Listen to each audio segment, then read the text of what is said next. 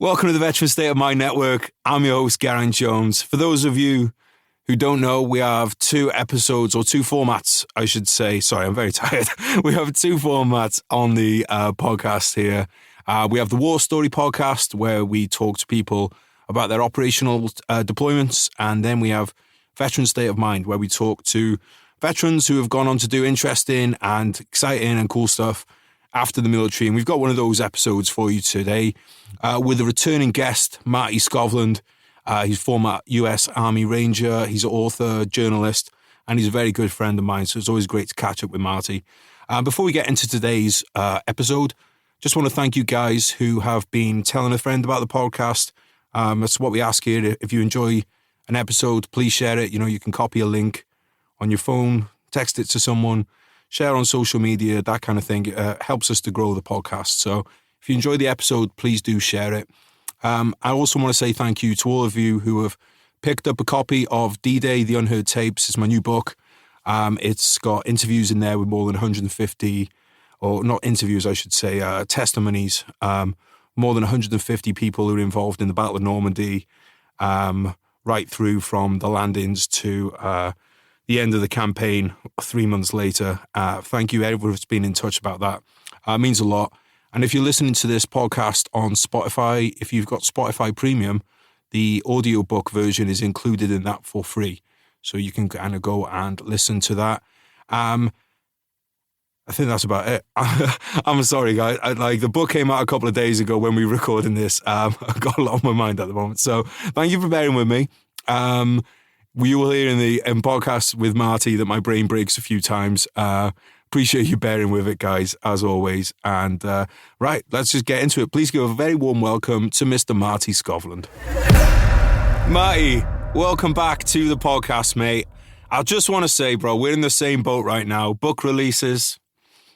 It's hectic times. It is, but man, what a pleasure and blessing it is to be an author with a book out that to promote. So many people spend so many years working on their book with the dreams of coming to this day where they just get to talk about their hard work in their book and hold that thing in their hand. And, both you and I right now, we're in that same boat of like, hey, we made it across. But not the first time for either of us. And you've got many more titles to your name than I do, but not the first time for either of us.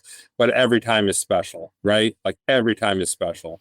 Yeah, it is. And I mean, it's you're like me as well. I think we deliberately look for books that are meaningful to us rather than this is going to be easy and this is going to be a good paycheck. I think we go out that way to do that. So let's first of all kind of tell people what the just like a general gist of what the book is. And then let's go back and because there's a really long journey from, the kind of the genesis of this book to the completion. So tell us about the book. Yeah, so the book is Send Me, the True Story of a Mother at War, and the little AI blur in the background is blurring the book out a little bit, I think, but that's the book, Send Me, the True Story of a Mother at War. It is about Navy Senior Chief Petty Officer Shannon Kent. She was a trailblazer, a woman working at the highest levels of the special operations and intelligence apparatus in the U.S. military, intelligence communities.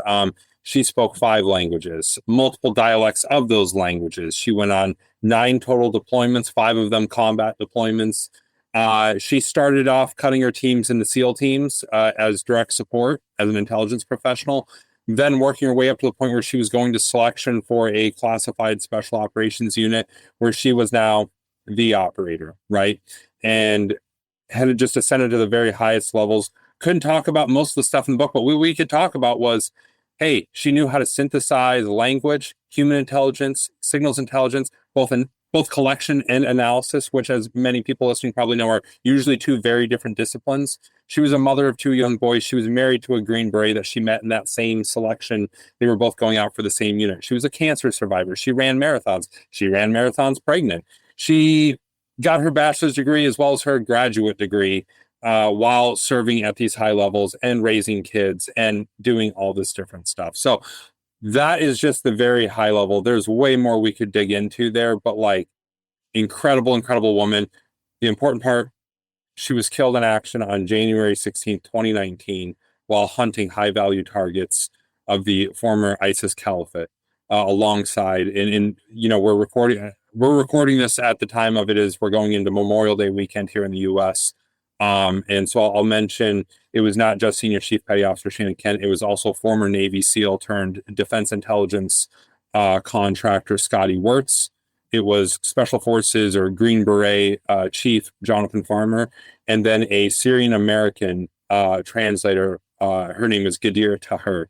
And the four of them, along with many Syrians, were killed by an ISIS suicide bomber, again on January 16, 2019. And, we wouldn't have this book. We wouldn't know this story if she had not died, because she comes from a community of quiet professionals. She would never have told this story herself. She would have taken her stories to the grave with her. And ultimately she did, right? But it was an untimely death, and now we're here to tell her story. Hopefully it inspires a few people, but at bare minimum, right? Warriors die two deaths, once on the battlefield, once when their name is spoken for the last time, and we're trying to make sure that that second death never happens for Shannon Kent. And you wrote this with her husband? Yes, Joe Kent. So like I said, they met the first time in 2007 in Iraq. It was Shannon's first deployment, Joe's fourth, and he was going in to go, get a briefing on somebody that he was going after. Turns out Shannon was there and she was giving her own briefing. He snuck into that one to go talk to the pretty intel girl and, didn't get her, how war zones worked back then. It wasn't getting her number. It would have been getting her email address, right? He didn't do that. He figured, I'll be back here next week. I'll link up. Well, Shannon was, unbeknownst to him, being moved to a different area to better leverage her very specific skills. And so it wasn't until 6-ish years later, when they both ended up at the same training course after being selected for a very classified special operations unit, that they bumped into each other again. They both recognized each other even after all those years. And ultimately they were actually both deployed. Joe had retired from the military, had just retired from the military, and he was on his first deployment as a paramilitary operations officer with the CIA, while Shannon was on her deployment to Syria. And so not your classic casualty notification process, right? Because he was also deployed and kind of had to race her body home to be there at Dover to receive her remains, and really tough stuff. But Joe poured his heart into this book. He was really responsible for a lot of that dialogue between him and Shannon, some of the moments of them raising children and the conversations that they had, and some of the tough conversations that they had, right, about what their path forward was as two warriors that now had children that they were responsible for. Their two boys, they were 1 and 3 when Shannon was killed. So I can't give him enough credit for just making himself extremely vulnerable in this book, all in an effort to make sure that Shannon's story was done justice. And when did you first kind of come across Shannon's story? Yeah, so great question. So I was working at Black Rifle Coffee at the time, running their magazine, Coffee or Die magazine. And, I'd seen the news reports about this explosion in Syria and, 4 Americans killed. And they were characterizing it. I remember reading some of the initial news articles. They were characterizing it as like these Americans that were out to lunch and, lucky suicide bomber walked in or whatever. But it kind of characterized them as this sort of aloof group of, hitting the Burger King on Bagram. You know what I mean? Like they're not the people out there doing the real stuff, right? They were just out for lunch, gallivanting around town. No, I looked at those profiles when they said it's like, okay, former Navy SEAL, now working for the DIA, a Navy cryptologist, a Green Beret warrant officer. Like you're just like doing the mental math. They're like, it's like all-star team. Yeah, I was like, I don't think this was the going out to lunch crowd here. And so it was, a week or two later, Evan Hafer, the founder of Black Rifle Coffee, he called me and was like, hey, mutual friend just introduced me to Joe Kent. I don't know if you saw about that explosion, but his wife was one of the people killed. I was like, oh yeah, sure. And he's like, hey, let's see if, connect with Joe and see if we can't get a story together on his wife. And so I got on the phone with Joe and we kind of talked. I was like, yeah, hey, let me write up a whole feature. And he invited me down to the memorial service they were doing a memorial service for her at the chapel on the Naval Academy. And turns out she was the first enlisted sailor to ever be allowed to have a memorial service at the Naval Academy's chapel, typically reserved for strictly just officers. And I think officers that had attended the Naval Academy. She was neither, right? And so they got some very high level waivers for that to happen. And that was sort of my first indication that, like, okay, Shannon isn't, she's different. This is going to be a different one, you know? Not that anybody that gives their life in defense of their country is certainly special and worthy of being talked about, but there was some early indications there that Shannon was different, right? And so I went down to the memorial, met with Joe at their family home beforehand and did an initial interview with him, and again, I'll just give Joe all the credit in the world. Just, you know, his wife just recently passed, you know, all the family in town, sad time, getting ready to do a memorial service, completely put together, mission focused on, like, let's do this story right. Wanted to get the story right. Hated that his wife was being characterized as somebody out fucking around at lunch, right?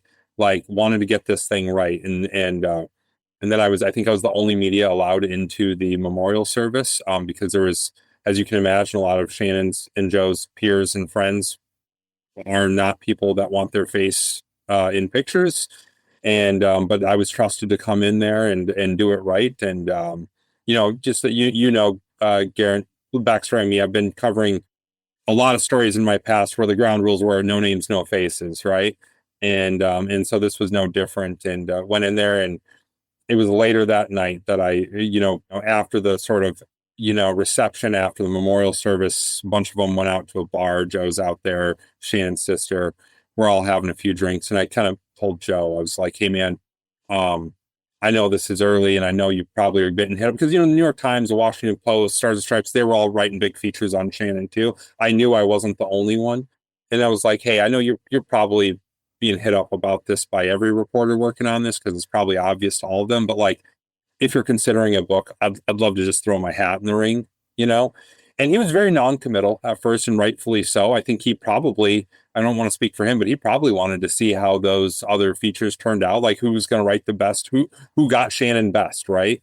And I published that feature called The Legend of Chief Shannon Kent on coffeeordie.com a couple months later in May. It was about a 5,000-6,000 word feature, did a ton of reporting on that. And right before I hit publish on it, I told you, I was like, hey, look, man, there's not enough real estate here to do Shannon, but I did my best for something that's going to live on the internet and, all of that. And, we published a story. I don't think it was an hour that went by, and he called me and was like, hey, man, me and the whole family loved it. You nailed Shannon. Like, you did the best out of anybody. And I think I was the last to publish out of all those big outlets. But he's like, you definitely understood her best and relayed that best in the story. And, like, yeah, let's get to work on a book. And so from there, we got linked up with our agent, Larry Weissman, and started putting together the book proposal. And, Garen, how involved that can be. I think we had about a 25,000 word proposal. And later that year in December 2019, we ended up, selling the book to William Morrow under HarperCollins over there. And then that started what became about a four-year process, so 4 years and some change to write the book. 5 years in total, this book published after she was killed in action.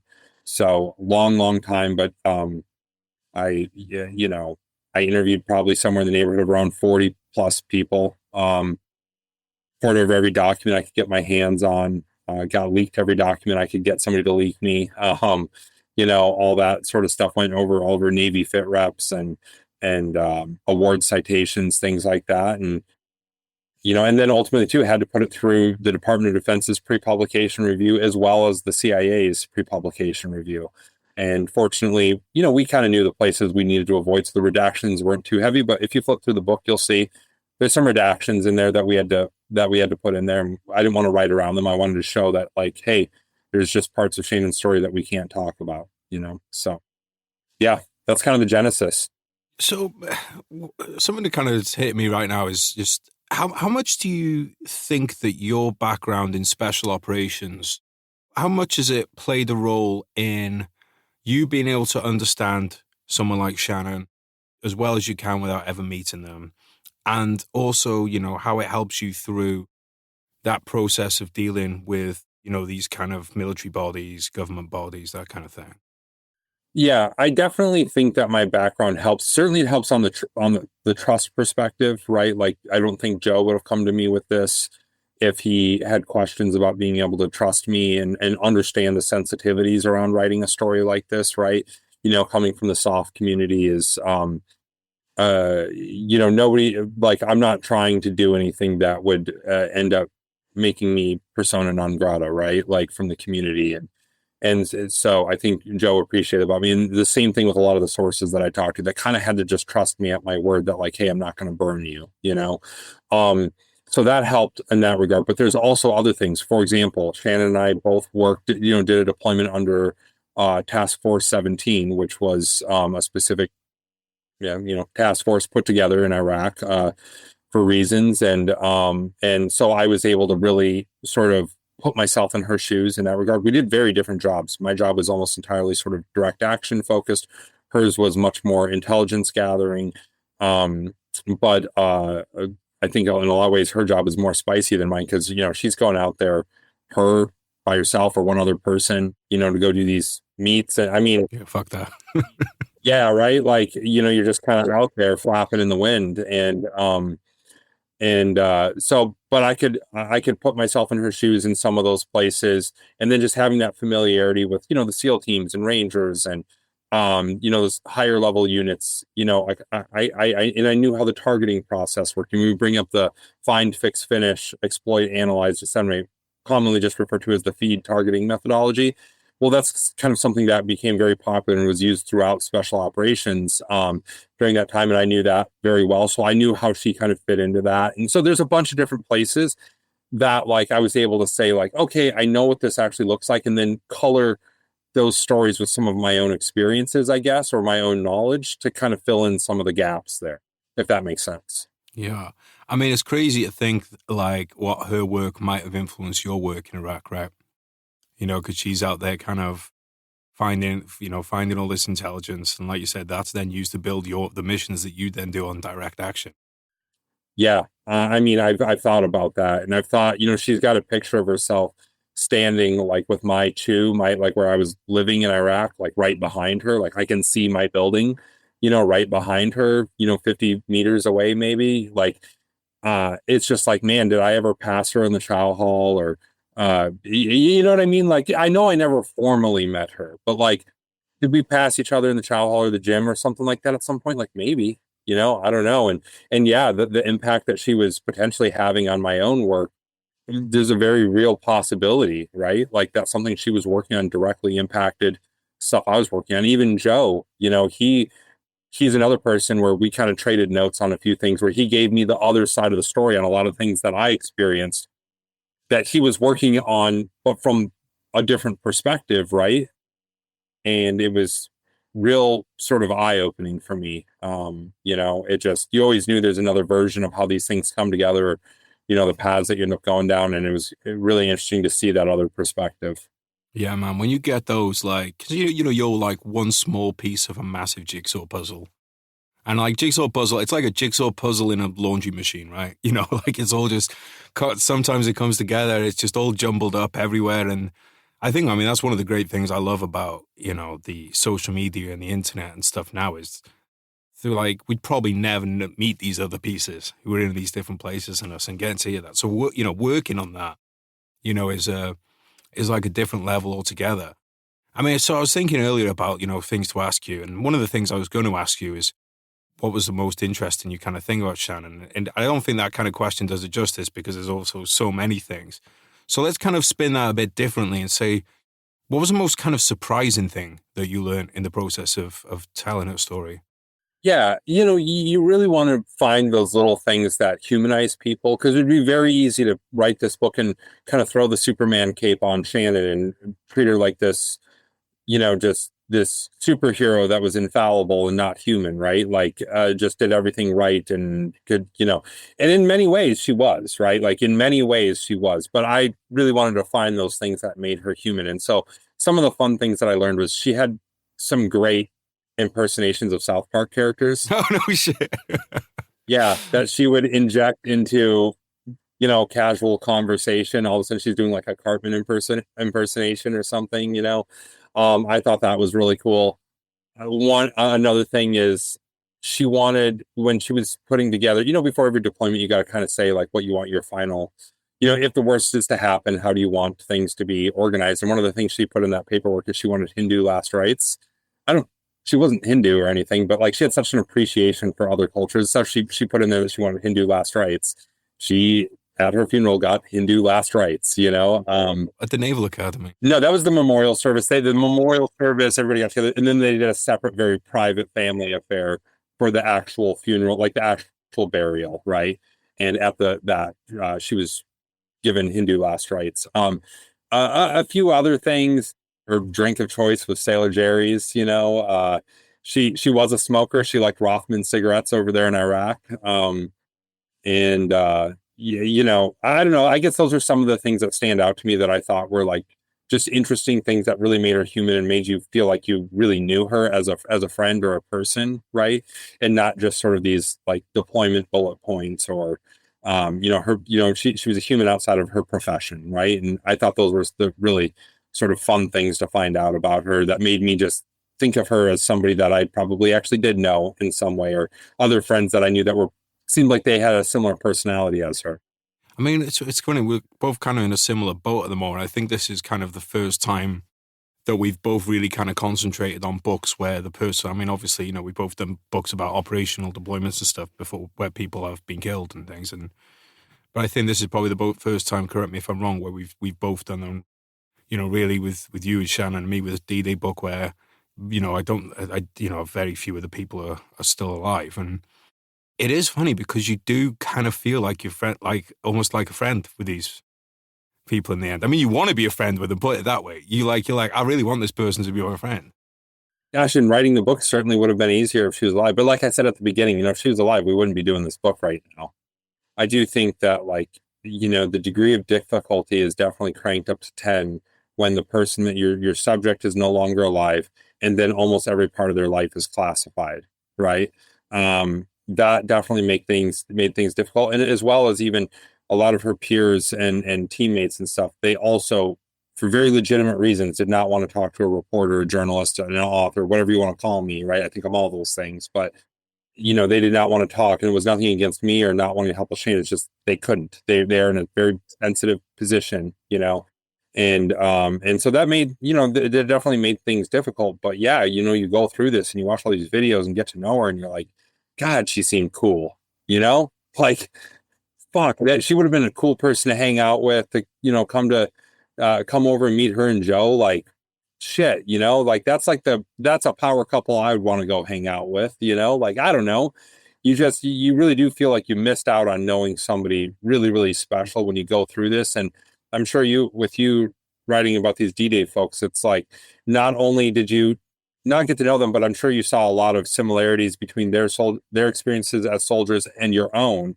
But then just that elevator of like, oh, but it was a different time then. And gosh, I can't even imagine, Garrett, like, for you to be writing about guys who, when you went to war, your homeland wasn't in active combat, right? Like, your homeland, you weren't worried about your literal family home being bombed, right? Like, whereas these guys, when they went off to go like save the world, it's like, holy shit, like, there was the Blitzkrieg and the London bombing runs that were going on, and I mean, Jesus, the enemy was just across the channel, right?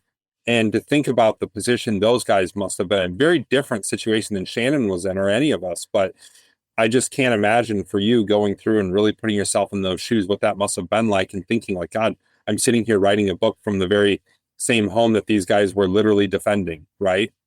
Yeah, it's interesting, mate. Like, I found one guy probably interesting who's from like where we're recording now, a couple of miles, like 2 miles down the road, and found his interview, and like little things like, because most of the infrastructure and stuff in this country hasn't changed. So when he's talking about the train station with his suitcase going off to basic training, and you're like, shit, I've stood on that platform, stood right there in its footstep. Yeah, and then like, well, anyone's kind of seen the book will know that I enjoyed kind of finding like drinking stories and stuff and getting those in there, and just the kind of things that don't change, like you'll know well yourself, having running feuds with other battalions who were based next to you, And, like that kind of thing. But like you said, mate, I think a lot of it just comes down to you like, God, people are cool. I wish I'd be friends with them.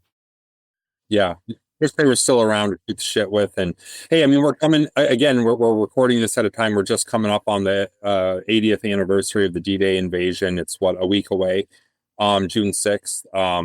And I mean, what a great time for your book to come out around then. And when you talk about like, God, I wish I knew them. There's only so many of them left. I mean, we are fortunate that there's still a few around. And I know both of us have had the distinct honor of being able to talk to some of these World War II veterans. But gosh, if there's any call to action out there besides, hey, go buy my book about Shannon Kent and go buy Garen's book. Hey, go talk to a World War II vet while you still can. 100%, mate. Your grandkids won't have the same opportunity. No, mate. Yeah, there is that. I mean, look, there's the reason as well. Publishers are putting out D-Day books. I mean, I love my publisher, and this is the world of publishing, but it's very much the industry likes to have anniversaries to hang a book on. If you'd have pitched the D-Day book 3 years ago, it would have been a lot harder to get one made. It's just the nature of the business. They like for getting it into stores and that kind of thing, the business side of it. And this isn't down to the editors; they'd love to do it anytime, but the people who stock the books, the businesses that take them in, they want to have a reason to say this is why people are going to buy it this year. So, with it being on the TV, with all the TV shows all be coming about it, all the news coverage, they essentially that's like the marketing. And some people have an issue with that. They say, and I just think like, look, if that's what we're given, then that's what I'm going to take. I'm not going to go, oh yeah, they wouldn't do it 2 years ago, so now I'm not going to do it. I mean, that'd be fucking ridiculous.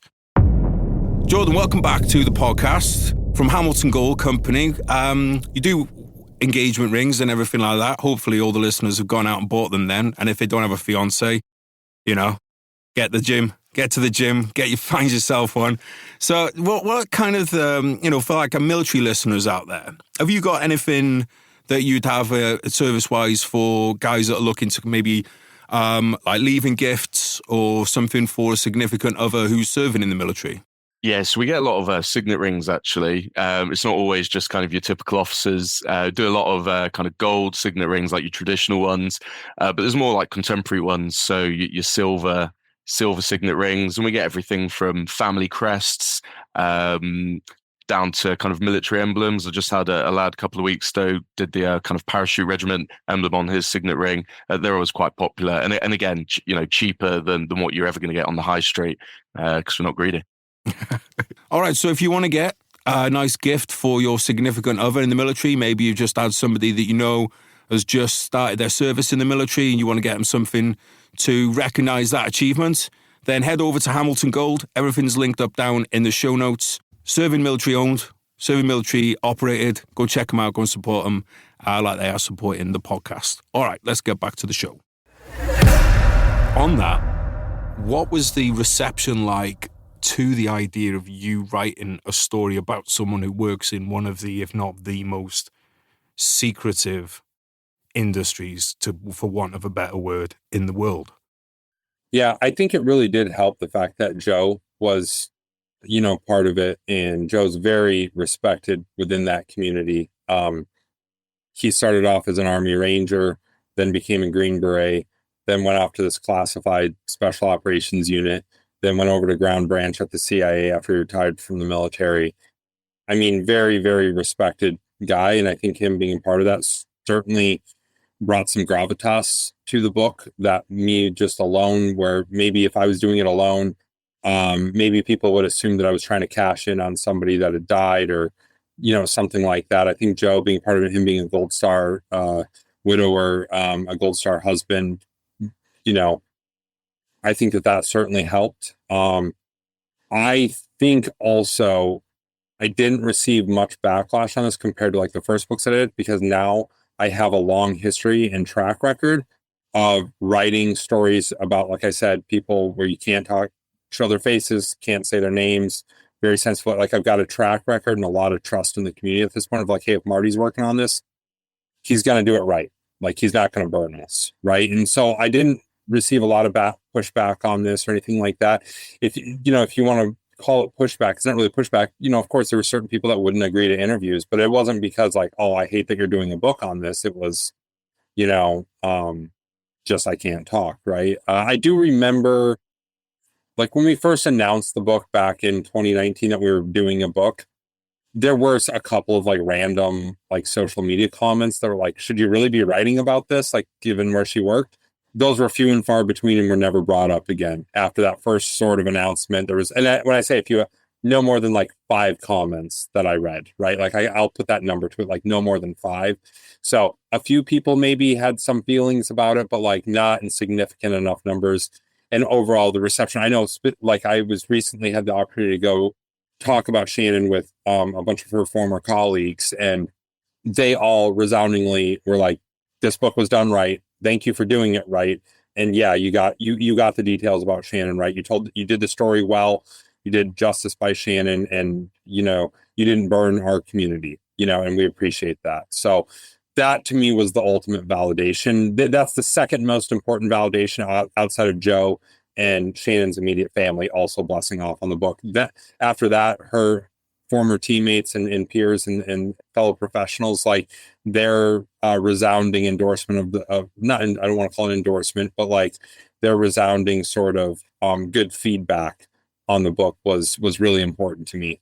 What about at like a kind of bureaucratic level? Did you have to get just the idea kind of signed off to begin with before you could even start working on it? Or he's smiling like that's going to be a no. We got this wonderful thing called the First Amendment in the United States. Hey.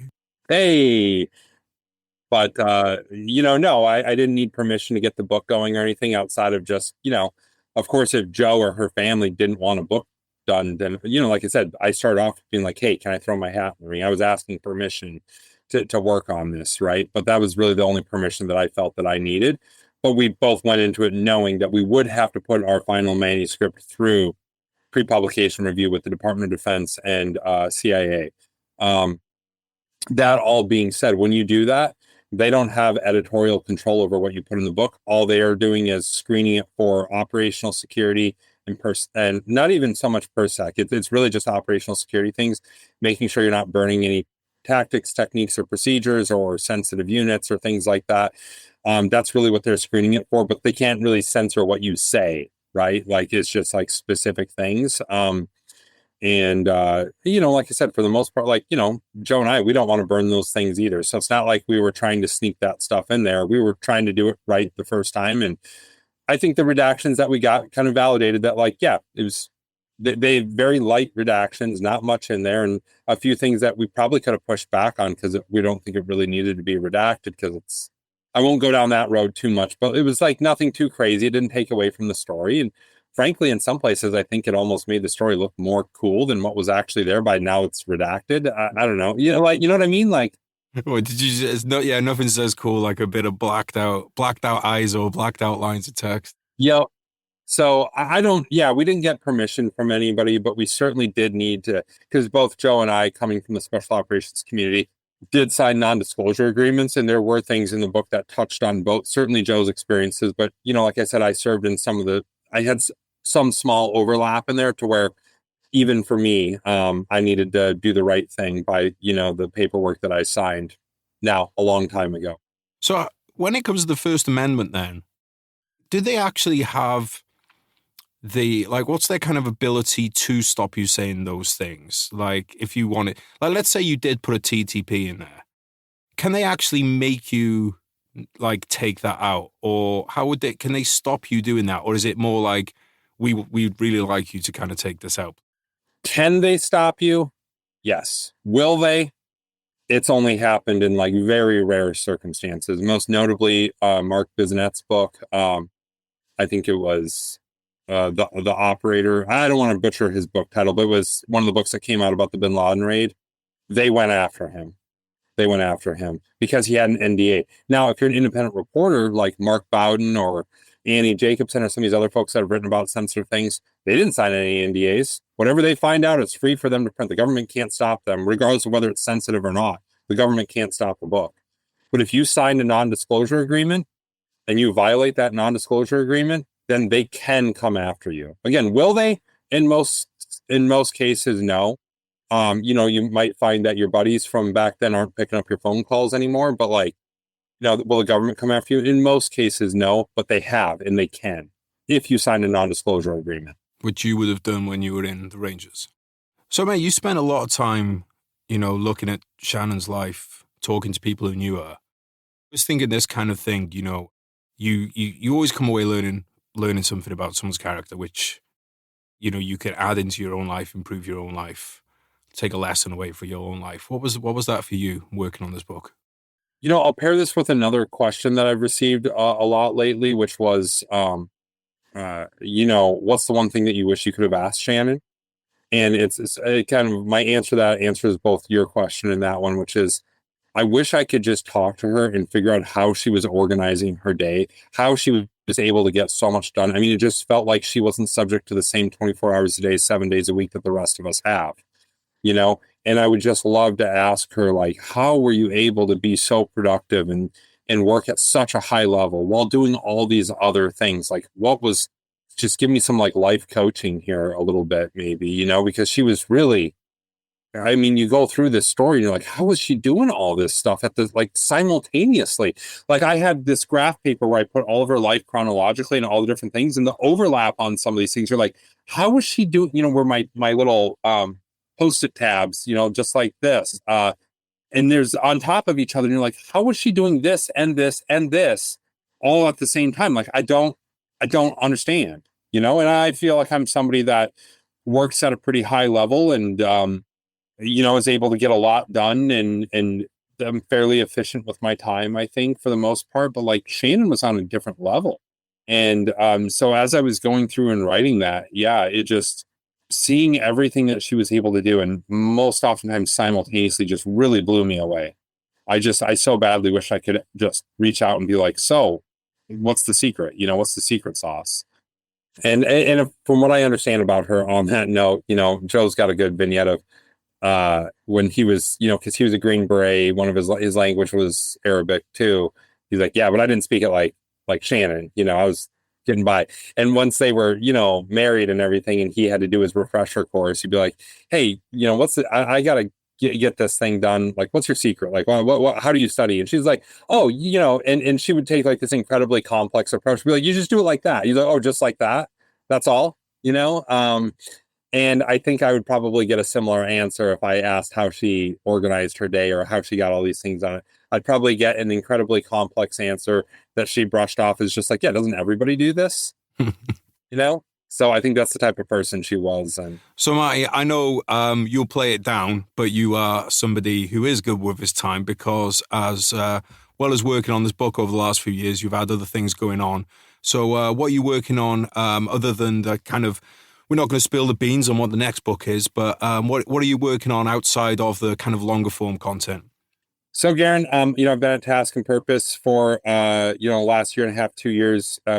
But as when we first met, I was working for Black Rifle Coffee. I'm actually just returned to Black Rifle Coffee, and we'll be working over there in sort of a lot of their content machine. I want to focus my journalism efforts on writing books. And sort of like the day job or by day, I'm going to be working for a company that I'm very passionate about, that has a great mission. I love coffee. I love veterans, right? And to be able to work in sort of their larger marketing machine and frankly gives me a little bit more bandwidth to focus on my own writing projects, because when you're in the news cycle every day, editing and doing all of that sort of stuff, it leaves very little bandwidth to then go start writing yourself and telling your own stories. Just that the mental toll that a daily news operation takes. So I think something this now is really great, because I'm going to work with people that I love, get back with my buddy Logan, who you met when you visited San Antonio way back.